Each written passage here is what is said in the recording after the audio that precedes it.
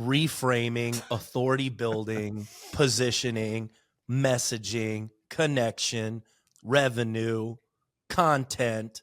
Like, like, like, I'm so glad we're talking about this because, like, I'm using this podcast as just like the thing. I'm just like, hey, watch this podcast, right? Because you don't, I've done it. Kevin's done it. It's not like the great thing about right now, it's 2024. The great thing about right now is that not everybody is doing it. Welcome to Spaghetti on the Wall, where we throw ideas, see what sticks, and nurture those that do. I'm your host, Armando Leduc, an actor, entrepreneur, and coach, giving you insights that light up your world. We're here to explore the realms of business, marketing, and life, serving up a shot of inspiration with every episode. Ready to make ideas stick and grow them into something great? Let's dive in. Good morning, good afternoon, and good evening, depending on when you are consuming this podcast. Ladies and gentlemen, back with another one, Spaghetti on the Wall. Kevin Daisey is in the house. What's up, dude? What's happening? Good to see you. It's good to see you. So we met at the 8-Figure Mastermind, got to talking. Super successful dude. And I was like, you know what? Let's pop in. You're a fellow podcaster. I really want to talk about that. I want to talk about how you've really found the riches in the niches, as they say. And when you did decide to like move and focus on one thing, how that elevated your company and the revenue. And we'll talk about your podcasting. So talk about how you got into marketing, talk about, your backstory and what got you to this point. Yeah. Well, again, Armando, thank you so much for having me. Great meeting you in Chicago and your whole team. I mean, everyone there is just awesome. So just been a really good time meeting you guys. And so I appreciate that. So my name's Kevin Daisey. Just quick backstory, and was kind of lost when I was coming out of high school and wasn't sure what I wanted to do. But, as a side thing, I always made websites way back in like 6th grade. And so kind of used them in my websites in 6th grade. Yeah. I mean, it was That's HTML, back then it was just really basic stuff. But for some dumb reason, I didn't see it as a career opportunity. So I was like, what am I going to do? I don't know. I'll just dabble on websites all day. And so I went to a corporate job for a couple years out of school. I only got an associate's degree. I wouldn't say I have a college degree, really.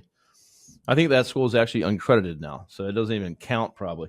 There you go. I don't have a degree either, so welcome to the club. Yeah, but got a corporate job in engineering and still like to do websites and stuff like that. So long story. Hold on. Long story. How are you doing? Wait, hold on.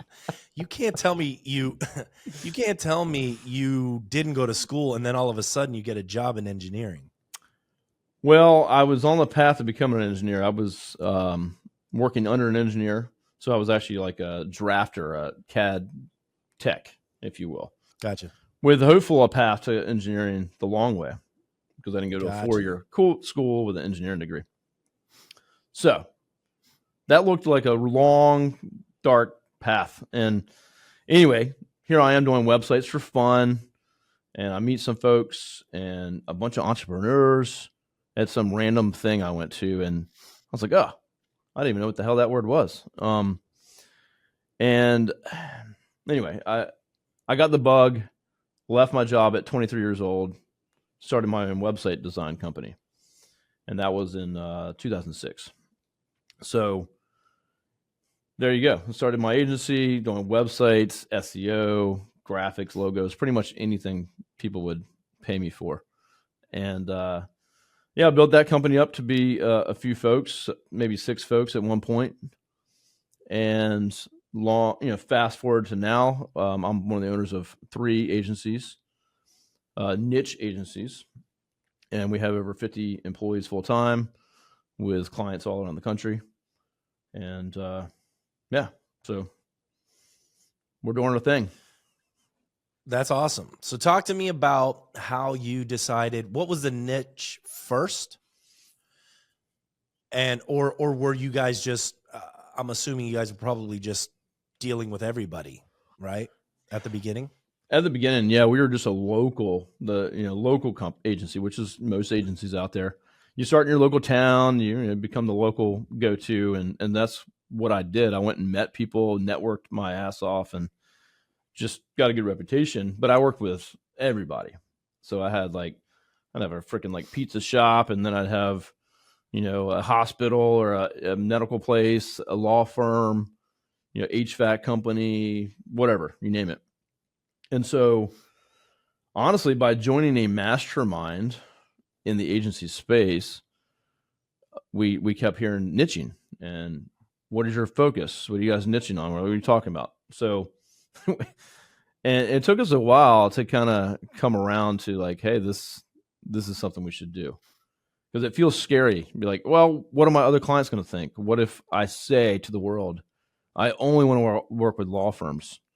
What if we lose business?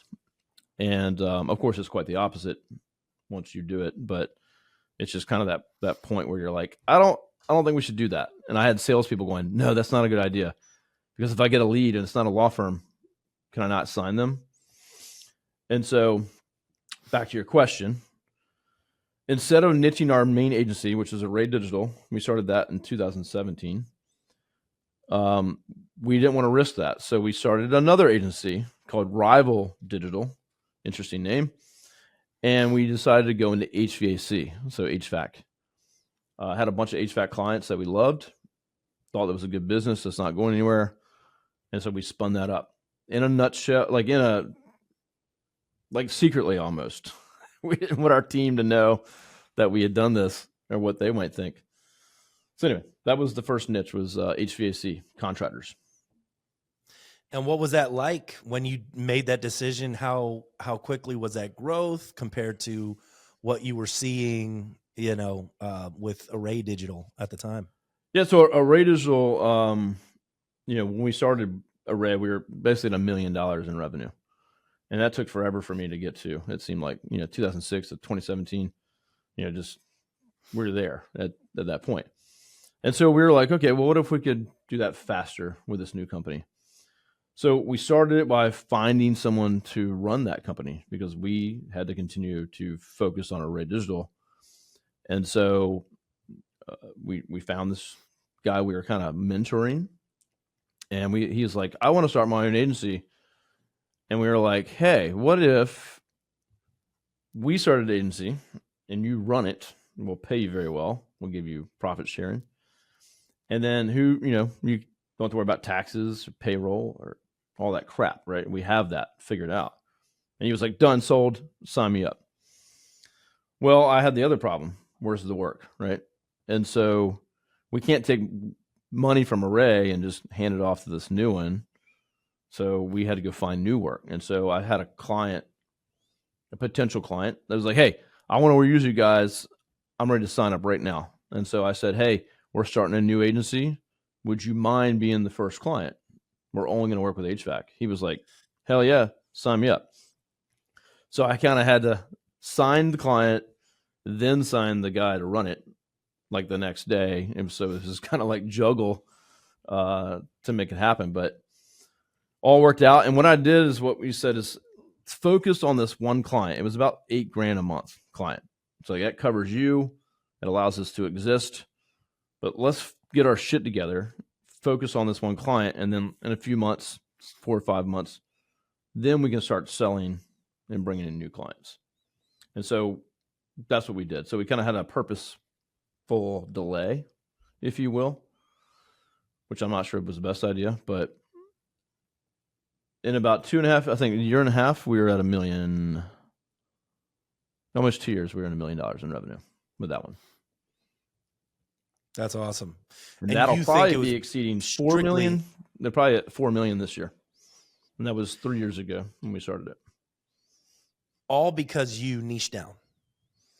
We niche down. We set this guy free, who's younger than us, has nothing else to worry about, and had no kids yet. And we said, just go. And he went and he got in, and he's a good old boy from Kentucky. He does well with the HVAC owners, and just built a fast relationship in the community, and now we don't sell. It's all referrals. It's just constant referrals all day long. So yeah, he just broke in very fast. And so yeah, by niching, focusing, understanding the industry, and actually wanting to know how the businesses work, and figuring out how is a marketing agency going to fit into that. Because if you just want to be a vendor and market and do what they tell you to do, you're not going to do that well.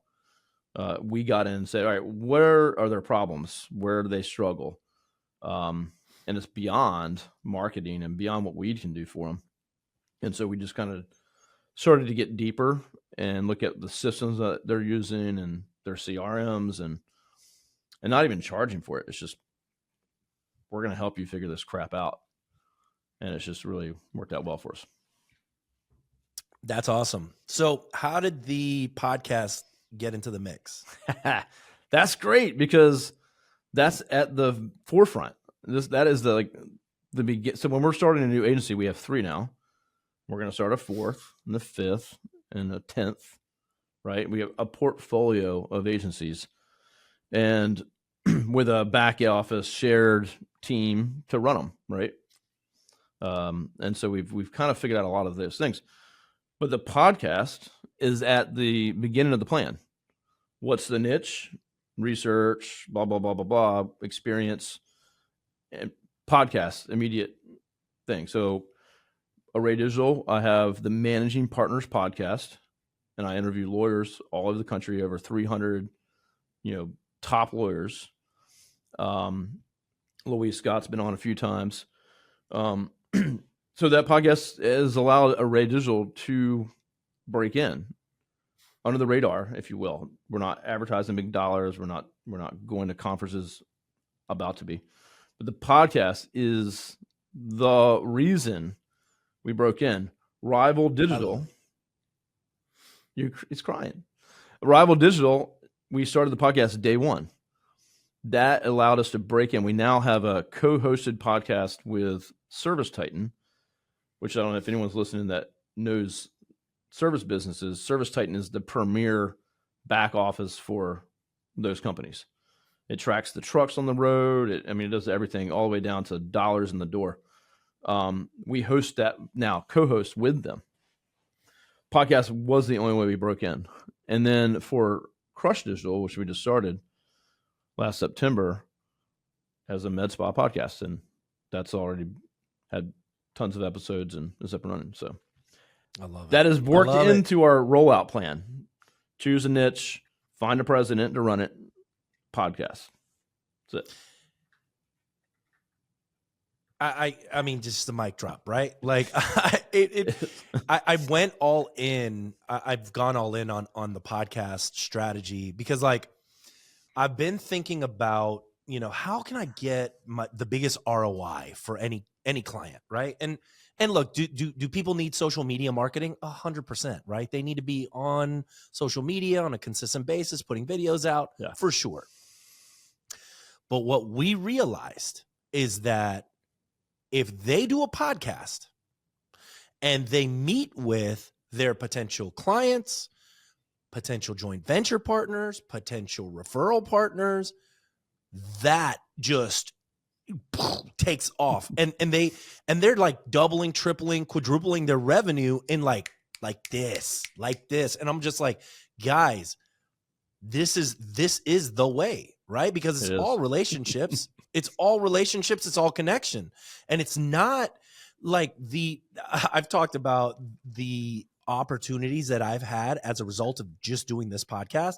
Like I got to sing on the Tiana's new Bayou Adventure ride in Disney. Oh, cool. As a result of this podcast, right? Awesome. I got to sing at this. Yeah. I sang 50-yard line at the Superdome as a result of this podcast.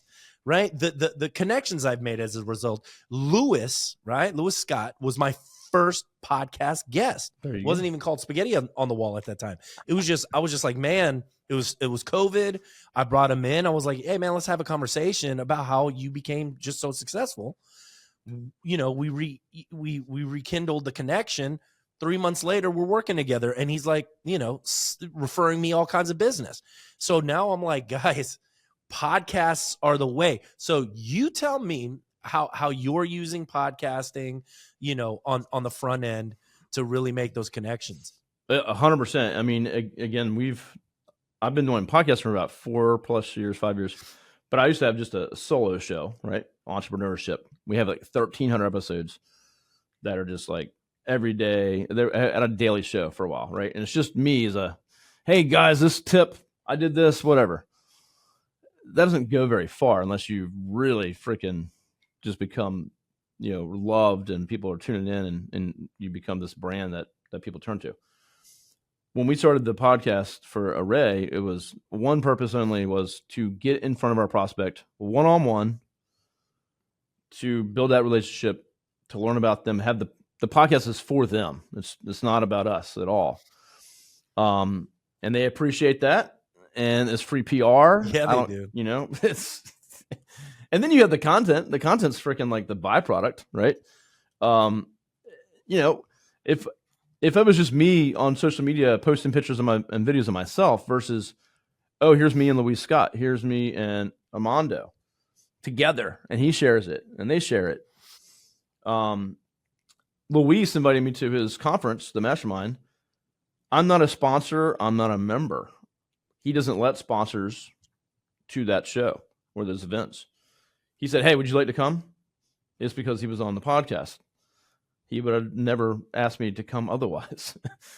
And there's not a room full of marketers. It was me and a bunch of lawyers and my potential clients. So it's the podcast got me that opportunity. Answering Legal, have you heard of them? No. Answering Legal is a big call service for law firms. Yeah. I've been on 3 shows with them this summer. I'm going on another one next week, live broadcast to attorneys, like as a different expert on different panels, all because of the podcast. Luis Scott invited me because he was on my podcast. That event, which was in May when I saw you, I've already made $117,000 off that event. And it's August, the beginning, first week. I don't know. So it's just podcast gets all the credit, and Luis gets credit too, but 100%, but it's the connection, right? I'm just going to connect with this person. Number one, it's not just because I want to get the sale, right? Like, absolutely not. That is not what it's about. Is this a good fit? Right? Like, we may not even like each other, right? Like, you know what I mean? Like, this might not even be a good fit. And a podcast is an amazing way to weed out whether you want to work with a person or not too, right? Like, especially at this point in the pipeline. Yeah. It's like, dude, me and you, we hung out. It was like immediately I was like, dude, let's have dinner. Let's hang out. We have, we're in alignment. It works. This is a good fit. Right. And so I tell people, my clients this all the time when it comes to like the podcast is like, you only need to focus right now on getting good at being a podcast host and just getting a bunch under your belt, because what happens to you at that 50 mark to 100 mark to the 200 mark, like you have growth right through this process, and it just changes. You change, right? The opportunities become abundant. It's really insane. Talk to me about how attorneys can use podcasting to grow their companies. I love it. And just to kind of clear up, if it's all about the sale, it's not going to work out. It's, you got to be focused on really understanding them and getting to know them and listen to them. And then it's opportunity, right? It gives you opportunity. So anyway, we can talk about that a million times, but it's worked out so well for us. Attorneys. So I have these questions come up a lot because sometimes attorneys are like, hey, we've been trying to do a podcast, or we bought all the equipment, we never did it, or so I get those questions because they know I host one, and I've, again, 300 plus on just that show. So yeah, you get better, for sure. But I always ask attorneys, like, what are you trying, if you were to have a podcast, what is your goal? Right.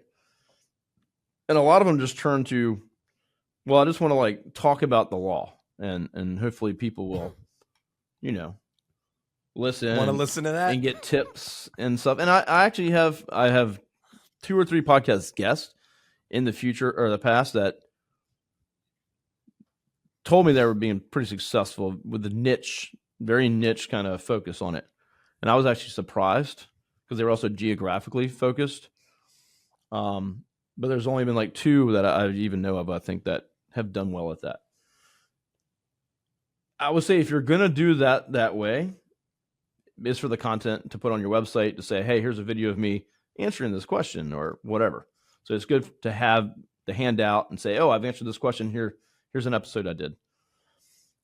But depending on what kind of law you're in, you really should focus on, okay, how do I get either in front of my prospect or referral partner? So if you're a business attorney, 100% interview business owners in your city.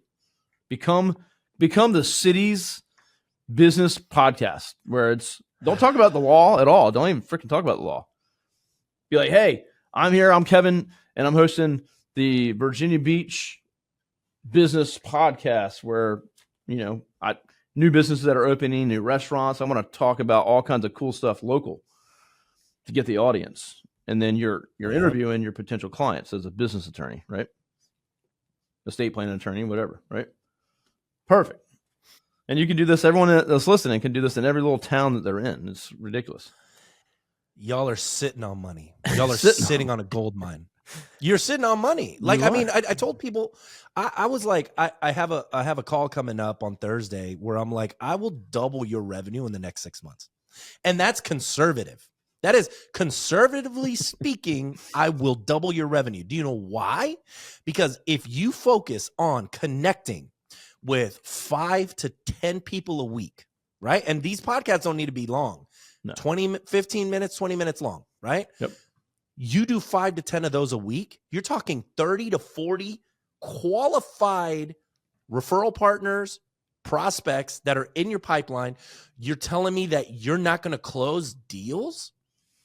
But it gets better than that once you get other things in place, like responses after, automation, email. Like when I get done with my podcast, you get an email going, hey, thank you so much. Would you leave a review for my agency? Like I get 5-star reviews all day long from top lawyers that are not clients. Doesn't matter. And then I asked another thing, hey, who could you refer that would be a great guest for the show that also owns a law firm? And they're like, oh, here's like 6. Bam, bam, bam, bam, bam. And then they copy them and they're like, oh, I'm referred to Kevin. He owns a marketing agency. I guess he must be hot shit if this guy referred me to him. Yeah. When I was just looking for a podcast referral, but it kind of sets the tone of, okay, well, maybe I should check them out for marketing. So it's just, you can go so much deeper with it. Oh yeah, and then remarket the tip of the iceberg. Oh, then you use the content and remarket. Like Jen Gore was just on my show for the second time. Like, and then she posted. She's got 100,000 followers. They're all lawyers. And then you just repost her stuff every week or 2 or a month, 6 months, and it's just like it just happened again. Like, oh, yep, man, Kevin interviewed one of the best lawyers around. It's just so much you can do with it.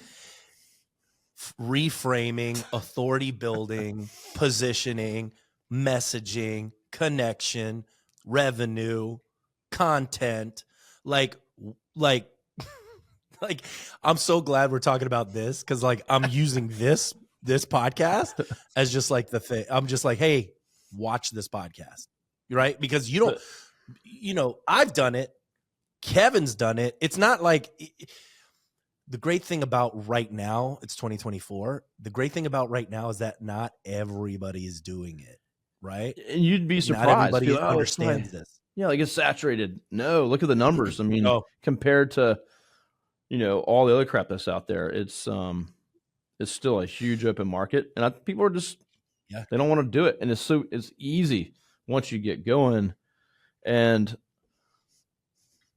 so this is what we've done. We're on the way to 8 figures, and the podcast has been a massive piece to 100%. So what we're and you can tell me, because I think you're doing this too, right? Like you're putting people as the hosts of those podcasts, right? Yeah. Because it's not you. But I'm interviewing them, and No, I'm not saying like for a rate. Oh yeah. I'm talking Sorry, about for your I'm sorry. HVAC. Yeah.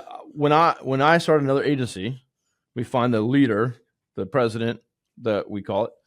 They are the host. They become the face. They own that completely, right? And so we have to have the person that can run an agency, do all that stuff, run a team, and be a host of a podcast. That's it. And it's not been a problem at all. It's been very easy. It's so genius, man. It's so genius. I'm so glad. Oh, but all this equipment costs so much money. No, it doesn't. No, it doesn't. It really doesn't. And I think the biggest obstacle for most people is that they got to get over themselves and what the preconceived notion of what this is. Because I think people are still thinking about podcasts in terms of viewership. I don't care if anybody watches my show. No. Like, you know what I mean? No. Like at this point, I'm like, it is irrelevant to me whether or not anybody watches this show. They do, luckily, but it wasn't the point of this show. The point of the show was I want to connect with as many people as possible. And like legit people. I've had Gino Wickman on my show. I've had Pet Lencioni on my show. I've had Joey Coleman on my show. Like, you know what I mean? Like some heavy hitters. And immediately my social currency goes up. Because they're like, oh, wait, hold on. Gino's on his show? Well, then, I will give him my time, right? And so what we started doing is my salespeople, right, all have their own show because I can't talk to everybody, right? So there's they not all enough have their Armando own show to go around, right? It's just not, right? And so feel blessed because I don't just pick anybody anymore to bring on my show. Luckily, I got on before you get too famous, I know, right? But so now because I know that this thing works so well in terms of like connecting, is that now my salespeople, they start to build the confidence of who they are, right?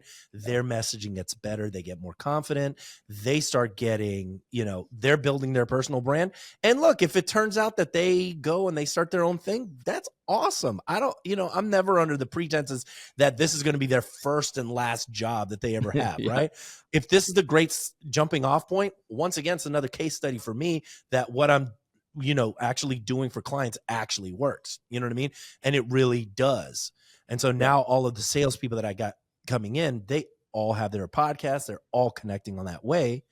And then the conversation to whether or not we can help people just makes it so much easier. Talk to me about how you do transition into that sales call.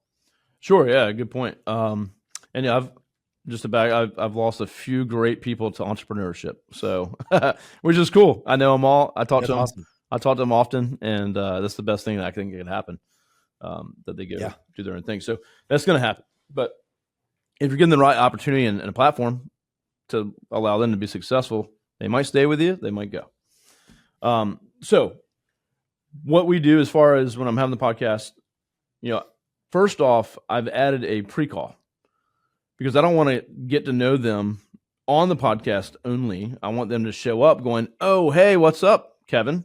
We've already talked before. We've already got to know each other. So I add a pre-call. So if I invited you right now, say through LinkedIn, through like my admin assistant, not me, but hey, Armando, I host a podcast where I interview managing partners. Interested, let me know. Keep it short, not long-winded, super short. And as they respond, then we have another message that my admin will send. Great. Here's a little bit about it. You can click here if you want to book a 15-minute call with Kevin. And then that's where I get to connect with them and then kind of feel them out too. Are they going to be a good fit? Are they likely to be a client? I don't know. And so I have a lot of 15-minute calls, which sometimes turn into long calls because they're like, we just jive, right? So then I had them on the show after that. So that's step one is 15-minute call. Step two is the recording where, again, we're old friends at that point. We record the podcast.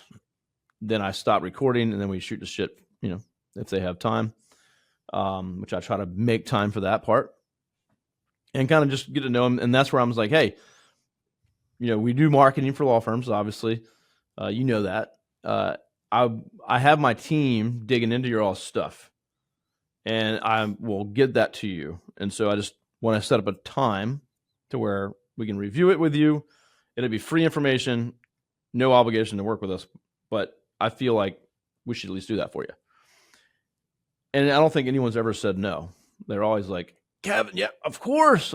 Yeah, you would do that for us?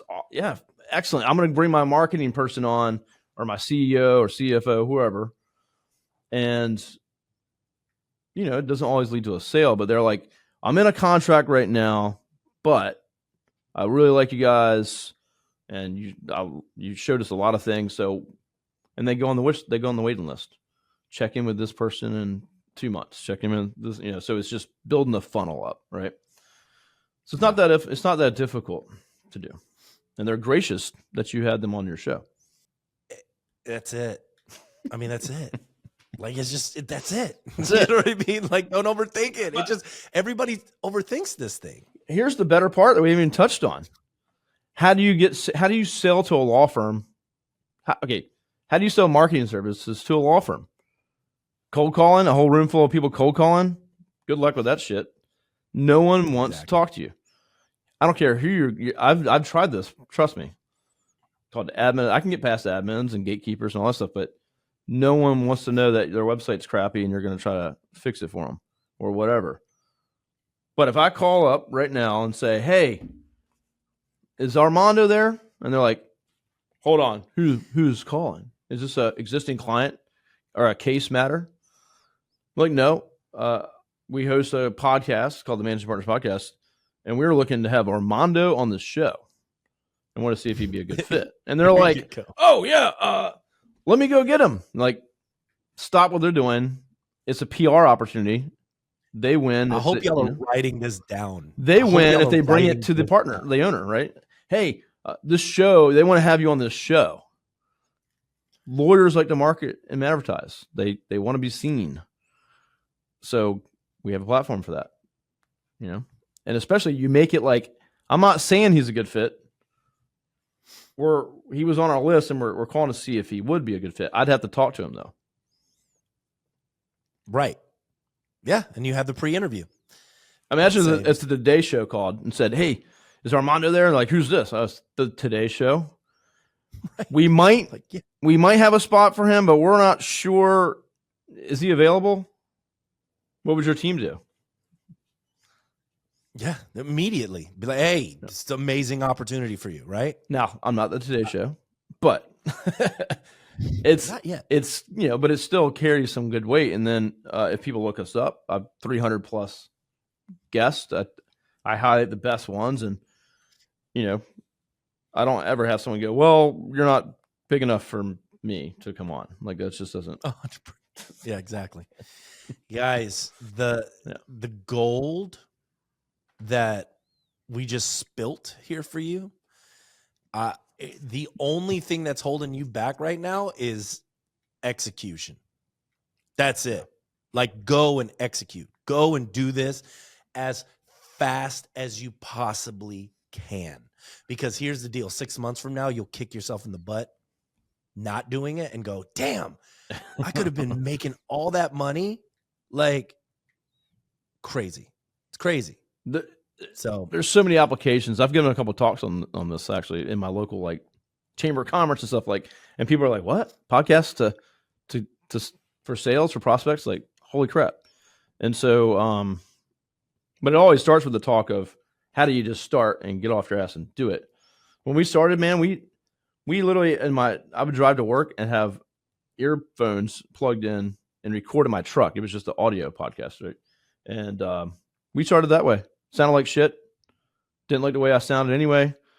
And then, fast forward, it's like, you get better stuff. You know what you're doing. You know how to interview people, and it just becomes easy. But you just start dabbling if you have to.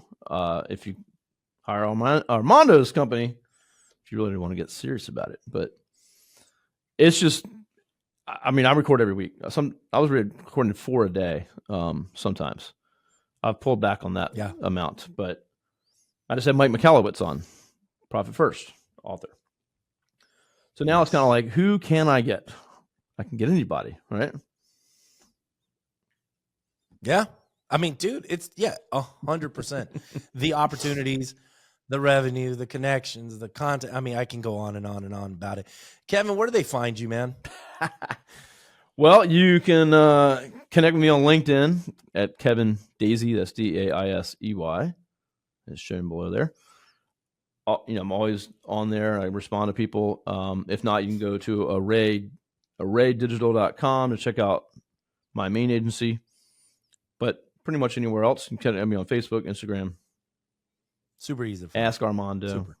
We're friends on Facebook. Yeah, super easy to find. Y'all, Kevin is killing it, like smashing it.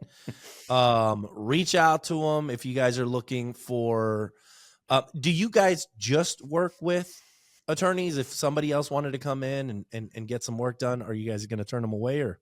No, we won't. Again, I have 3 agencies, and we have like home services, kind of medical, med spas, and then we're lawyers. But if I have a prospect that we can help, as a general agency in the past, we still have lots of clients that are in various categories. We only market to attorneys as far as this company's concerned. So yeah, anyone who's got a question or needs help, or even just like look at something as far as SEO, search, paid ads, websites, like happy to do that for you. 100%. Kevin, thanks so much for being here, man. Always a pleasure. And you'll be there in September? I won't be the next one. I won't be the next one for Luis. I might be the one in January. Okay, cool. But I'm going to Phoenix. I'm going to Phoenix and then San Diego for 2 different law events. So, all right. Well, let's connect, man. Thank you for being on, dude. Thanks for having me. Podcast, get it going. Let's go. Get it. Whoa, let's go. Let's go.